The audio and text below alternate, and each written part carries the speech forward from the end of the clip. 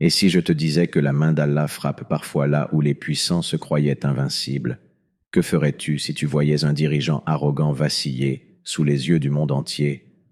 Regarde bien, car ce qui se joue en ce moment avec Netanyahou n'est pas juste une affaire politique, c'est un signe, un avertissement, et peut-être le début d'une rétribution divine. La tempête politique s'abat, tel un vent brutal qui s'engouffre sans prévenir. Un bouleversement s'est abattu sur le sommet du pouvoir israélien. Les murs du cabinet de Netanyahou ne tremblent pas sous les bombes, mais sous quelque chose de plus insidieux, la vérité. Une vérité longtemps étouffée, aujourd'hui libérée. Des documents classés top secret ont fuité, des preuves accablantes sur des manipulations économiques, des marchés douteux avec des puissances étrangères, des opérations menées dans l'ombre, en contradiction flagrante avec les principes démocratiques qu'ils brandissaient devant les caméras. Les journalistes qui, autrefois, l'ovationnaient à chaque discours, le traitent désormais avec une froideur clinique. Les rues de Tel Aviv, d'habitude pleines de bruit et d'indifférence, résonnent de cris de colère. Des pancartes s'élèvent, des foules s'amassent.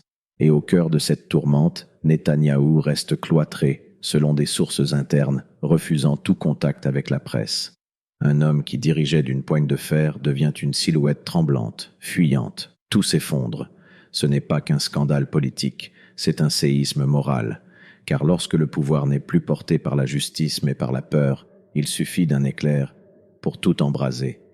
Des signes étranges, comme venus d'ailleurs, il y a des événements qui ne peuvent pas être expliqués par la politique. Des faits qui échappent à la logique humaine. Des instants où le ciel semble vouloir parler, hurler même, quand les hommes se taisent. Cette nuit-là, au-dessus de Jérusalem, un éclair immense a zébré l'obscurité. Pas un simple orage. Une lumière fulgurante, silencieuse, venue frapper non loin de la mosquée Al-Aqsa, à l'heure précise de la prière. Certains fidèles, en prosternation, ont senti le sol vibrer.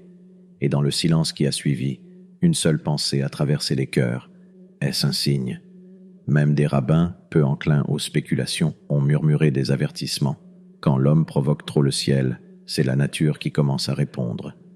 La notion de châtiment ne connaît pas de frontières. Et dans le Coran, Allah rappelle à ceux qui doutent « Wama rabbuka bighafilin amma yarmaloun » Ton Seigneur n'est pas inattentif à ce qu'ils font. Sourate Al-An'am, verset 132. Il y a parfois dans les éclairs une parole silencieuse d'Allah que seuls les cœurs vivants peuvent entendre. La fracture internationale s'élargit. Ce que personne n'avait osé prédire se réalise sous nos yeux. Les piliers mêmes sur lesquels Israël s'appuyait commencent à se fissurer. À Washington, à Paris, à Londres, les discours changent de ton. Les mots sont choisis, prudents, mais lourds de sens. On n'entend plus les déclarations flamboyantes de soutien inconditionnel. À la place, surgissent des phrases feutrées comme « la situation est préoccupante » ou pire encore « Israël doit respecter le droit international ». Derrière ces mots se cachent des fissures profondes, des votes en suspens à l'ONU, des ambassades rappelant discrètement leurs attachés militaires, et surtout des discussions secrètes entre grandes puissances, où le nom de Netanyahou est devenu un poids mort. Pendant ce temps, la Russie et la Chine observent, calculent, avancent leurs pions. Eux savent que l'Occident vacille. Ils devinent que le temps du soutien aveugle touche à sa fin. Alors ils sourient, car chaque recul occidental est une victoire silencieuse pour eux. Netanyahou, lui, regarde cette scène en silence. Ce n'est plus un jeu d'échecs, c'est une partie de survie. Et sur l'échiquier mondial, il n'est plus roi, il devient cible. Quand Allah reprend ses droits, aucun pouvoir ne tient. Combien de fois avons-nous vu les puissants ignorer les pleurs des faibles? Combien de fois les caméras ont-elles filmé des ruines fumantes, des enfants en larmes, pendant que les chefs de guerre levèrent les bras en signe de victoire? Mais ce que l'on oublie, c'est que chaque larme versée dans l'injustice est une prière silencieuse qui monte. El-Adl, Al-Adl, le juste, c'est l'un des noms d'Allah. Et quand Allah décide de faire justice, il ne consulte aucun ministre, il n'attend aucun rapport. Il agit avec une précision absolue au moment qu'il a lui-même choisi. Le prophète Muhammad VI nous a avertis avec gravité « Ittaqu da'wat al-madhloum, fa'innaha tus'radu ila as-sama'i ka'annaha shararatun » Craignez l'invocation de l'opprimé, car elle s'élève vers le ciel comme une flamme. Chaque cri d'un enfant bombardé, chaque mère qui pose son front à terre dans la nuit, Chaque orphelin qui appelle son père disparu, toutes ces invocations ont un poids que même les plus grands rois ne peuvent porter, et aujourd'hui, ce poids semble retomber sur Netanyahou, comme un décret céleste qu'aucune armée ne peut repousser. Le silence avant l'effondrement. Dans les couloirs feutrés des chancelleries, une rumeur enfle. Elle ne crie pas, elle chuchote. Mais son écho est assourdissant. Netanyahou, l'homme qui se croyait inébranlable, serait à 2 doigts d'un retrait forcé, une sortie sans gloire, une chute que même ses proches ne chercheront pas à ralentir. On parle de documents explosifs, gardés sous scellés, des conversations enregistrées, des accords secrets, prêts à être dévoilés au grand jour.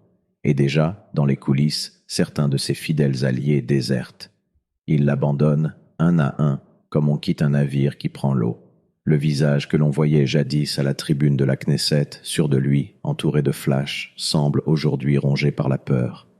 Les épaules sont voûtées. Les mots, rares. Ce n'est plus un chef de guerre. C'est un homme seul, face à un tribunal plus grand que tous les autres. Car quand le cœur est rempli d'injustice, aucun blindé, aucun mur, aucun média ne peut faire écran à la justice d'Allah. Quand Al-Muntakim, celui qui se venge avec équité, décide de reprendre ses droits, tout ce que l'homme avait bâti devient poussière. Alors pose-toi cette question, mon frère, ma sœur. Et toi, es-tu du côté de l'oppression ou du côté de la vérité? Parce qu'un jour viendra où chacun sera seul face à son Créateur, sans armée, sans discours, sans médias pour nous défendre. Souviens-toi de ces paroles du Coran. Yawma la yanfa'u malun wala banoun illa man ata Allaha biqalbin salim. Le jour où ni les biens ni les enfants ne seront d'aucune utilité, sauf celui qui vient à Allah avec un cœur saint. Sourate 26, versets 88 à 89. Que cette histoire te serve de miroir, car Allah est Al-Hakim, El-Hakim, le sage, et il place toujours chaque chose à sa juste place, au moment exact où elle doit se produire.